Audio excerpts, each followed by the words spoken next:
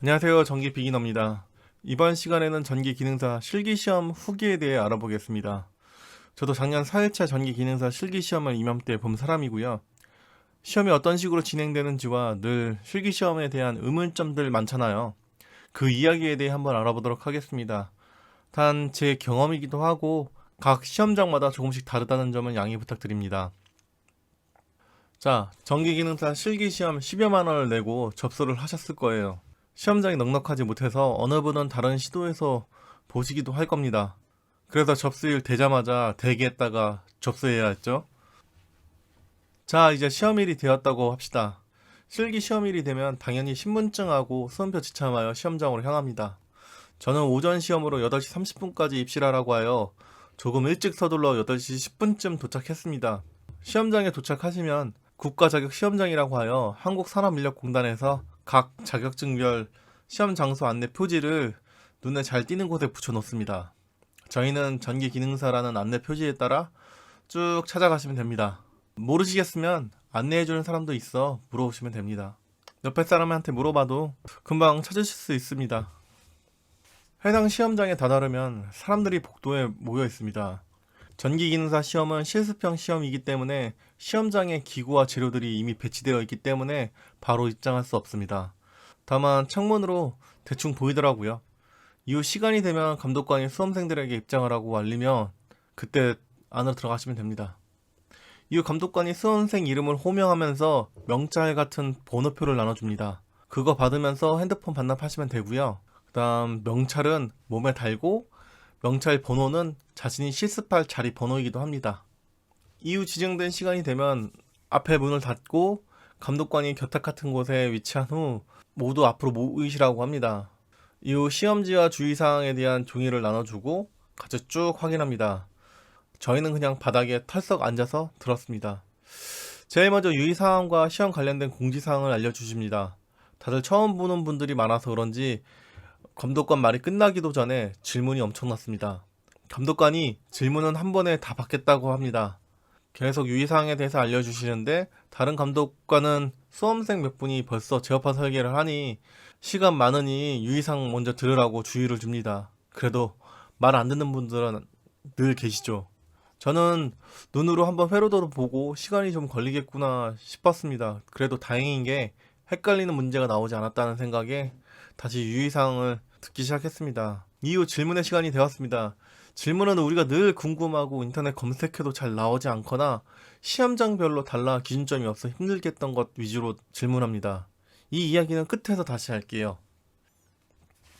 유의사항에 대한 공지가 끝나면 각 번호에 해당하는 자리로 돌아가서 기기 및 기구에 대한 상태를 점검합니다. 고장난 부품이나 수량이 이상이 없는지, 빠진 품목은 없는지 확인합니다. 이때 램프도 잘 끼워 있는지도 확인하고 점검해야 합니다. 물론 이때도 이미 시작한 분들은 계세요. 수험생의 나이가 20대에서 60대까지 다양합니다. 나이 많으신 분들이 대부분 먼저 시작합니다. 감독관님들도 모른 척 하시고요. 이후 점검이 마치는 대로 바로 시작하라고 합니다. 시간은 4시간 30분 정도였던 것 같고요. 그 시험장 시계가 없어서 그냥 감독관이 얼마의 시간이 남았다는 이야기로 시간 체크를 해주었습니다. 이후 제어판 설계 및 별선, 배선 후 벨 테스트 후 완료했습니다.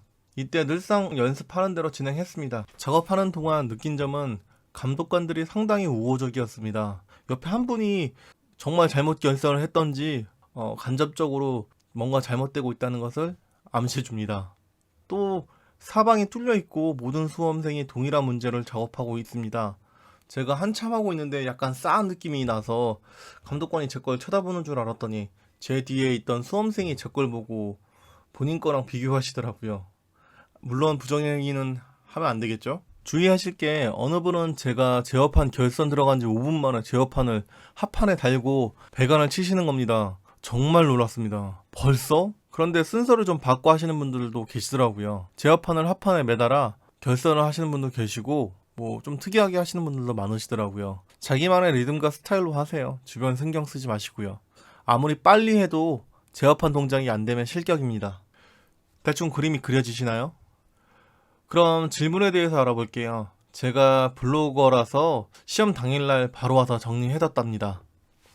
일단 첫째, CD 파이프와 PE 파이프 길이는 충분히 제공되는가? 충분합니다. 저는 몇 번 구부러져도 버렸습니다. 하나는 아무 생각 없이 잘라 날리고 또 하나는 구부리다가 뻥나서 날렸습니다. 추가본 요청하지 않았고요. 그만큼 충분했습니다. 그런데 뭐 요청하면 준다고 하시고요. 근데 저는 시험 마지막에 이렇게 점검하다가 PE관이 뻑이 났는데 그냥 시간도 없고 해서 그 부분에 그냥 쇠들 박아가지고 제출했습니다.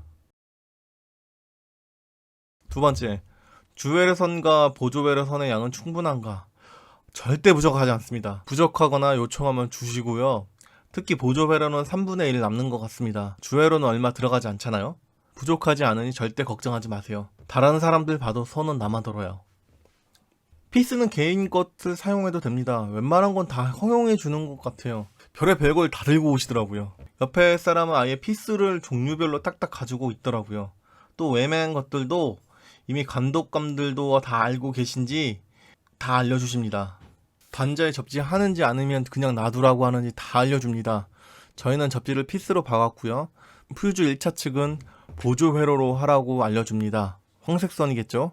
어느 분은 실렉트 스위치까지 물어보시는데 그건 시험 문제라 알려드릴 수 없다고 합니다. 20대 중반 정도 되는 분이 한 10번 정도로 물어본 것 같은데요. 그러면 좀 감독관이 쉬는 내색을 할 텐데 그런 거 하나 없이 모르면 계속 물어보라고 하네요. 전기기능사 시험은 타 시험에 비해 수험생에게 원활하게 친절하게 잘 대해주시는 것 같아요. 한편으론 감독관들도 나중에 직접 동작 테스트를 해야 하니 불필요한 작업들은 생략해 수험생 감독관 모두 좋은 것 같아요. 주회로선이나 보조회로선은 그 새거 롤로 말려있는 걸 주는 게 아니라 돌돌돌 말아서 제공이 됩니다. 엉키지 않냐라고 물어보시는데 전혀 엉킬 일 없고요.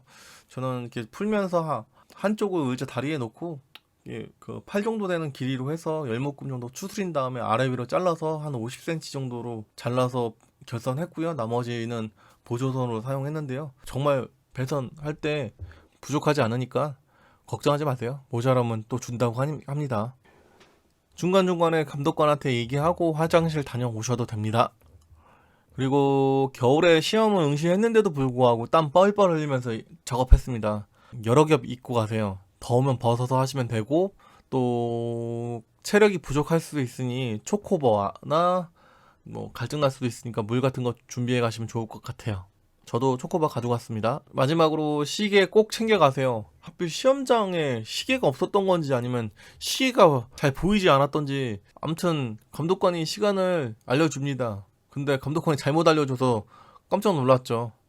1시간 30분 지났는데 2시간 지났다고 해서 정말 놀랐습니다. 그런데 순간 다른 사람들도 웅성웅성해서 뭔가 잘못된 거라고 느꼈습니다. 오늘은 블로그에 보니 혹시 그 제어판할 때 책상이 제공되느냐고 물어보시는데 저희는 책상은 없었었고요. 저는 그냥 바닥에 앉아가지고 결선했습니다. 뭐 시험장마저 좀 조금씩 다른 것 같아요. 불안하시죠? 걱정되죠? 저도 그랬습니다. 정보가 너무 없고 케바케라서 더 힘든 것 같아요. 저뿐만 아니라 다른 수험자분도 마찬가지인 것 같습니다. 불안하게 만들었던 이런저런 질문들을 계속합니다. 저는 어르신분들이 계속 질문해 주셔서 정말 감사했습니다. 이렇게 해야 하는 건가 싶으면 어김없이 질문이 날아옵니다. 불안해하지 않으셔도 됩니다. 어느 분은 아예 듣지도 않고 옆에 뒤에 대각선에 있는 분들 거 보면서 하더라고요. 저는 그분도 감독관인 줄 알았습니다. 뭐 가질러 앞으로 나가면서 한참을 보고 다시 제자리로 가더라고요. 아까도 말씀드렸지만 부정행위는 하면 안 되겠죠. 아무튼 지역과 시험장마다 다 다르다는 거 참고해 주시고요. 저희 쪽은 기능사 시험은 굉장히 호의적이며 대부분 지원해 주는 것 같습니다. 스위치 박스 피스를 잃어버려서 그 피스도 감독관이 남는 거 갖다 줬습니다. 시험날 제가 제일 마지막으로 나갔고요. 제어판 하나가 뭘 잘못 물렸는지 뭐가 잘못된 건지 찾다가 결국 시간 다 채우고 나왔습니다. 결국 시간이 다 됐지만 못 찾았습니다. 자기 도구와 짐 싸서 복도에 대기하고 있으면 번호로 응시생을 호명합니다. 호명하면 실격이라는 말이 있죠. 그게 맞는 말인 것 같습니다. 제가 짐 싸고 나가려는 찰나 한 분이 호명돼서 들어왔습니다. 실격 처리할 때는 어떠한 사유로 실격하였습니다. 인정하시나요? 라고 묻고 실격 처리됩니다. 제 옆에 분이 그래서 좀 아쉬웠네요. 시험관들도 제일 빨리 잘했는데 아쉽다고 합니다. 제가 나갈 때 한번 옆에 거 봤는데요. 제어판이 정말 깔끔하게 되었고 제일 빨리 끝낸 친구가 그 친구였습니다. 무슨 실수가 있었던 것 같습니다. 짐 싸들고 나와서 기다리는데 제 번호는 호명되지 않았습니다. 두세 번 확인하면서 결선한 건데 마지막에 뭘 착각해서 헷갈렸던 게 아닐까 합니다. 아니면 그 실수가 실격 사유가 되지 않았거나 잘 모르겠습니다. 결과는 시험일로부터 그 다음 주 금요일에 나옵니다. 다행히 저는 75점 합격했습니다. 그런데 제가 창문 너머로 감독관들이 검사하는 걸 보니 치수 같은 건 잘 보지 않으시는 것 같아요. 시험관 중 한 분은 동작 테스트를 하고 한 분은 외관 검사를 하더라고요. 분필로 칠하면 치수가 정확하지 잘 안 맞잖아요. 그런 건 감독관이 거의 안 보는 것 같고요. 대부분 수험생이 실수하기 쉬운 주회로 결선, 특히 저희처럼 역상 제동의 경우 2차 측에서 R상과 T상이 색이 바뀌잖아요. 그런 것 위주로 보는 것 같습니다. 결국 제일 중요한 건 제어판이 제대로 동작하느냐인 것 같습니다. 요즘 실기시험이 가까워져서 그런지 블로그에 문의가 많아 정리해봤습니다. 감사합니다.